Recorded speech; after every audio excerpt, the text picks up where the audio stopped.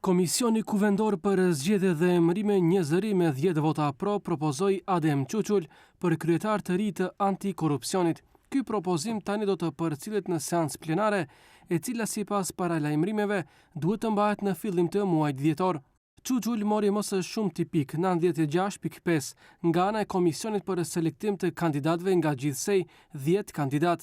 Në këtë institucion është tani më 20 vite, ndërsa aktualisht është sekretari i përgjithshëm.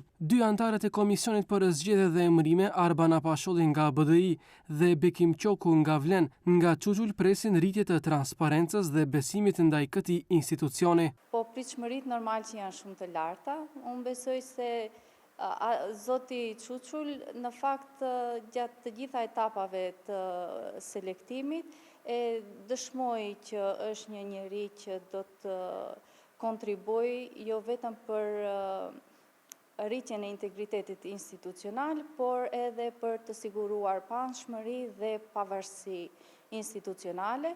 Ne presim prej tij që të normal të rrisë transparencën institucionale, të kontribuojë për rritjen e besimit publik. Nga zoti Çuçul, natyrisht si unë, si çdo qytetar, presim më shumë integritet, presim më shumë transparencë, luftë më të pamëshirshme ndaj korrupsionit, sepse dim që korrupsioni është një faktor që po e gryen jashtëzakonisht shumë shoqërinë tonë, institucionet tona, dhe natyrisht lënë mundësi për dëshpërim dhe detyrimisht edhe për largim nga vendi. Komisioni Shtetëror për Parandalim të Korrupsionit mbeti pa kryetar pas dorëheqjes së ish-kryetares Tatjana Dimitrovska, e cila u përfshi në rastin aditivët.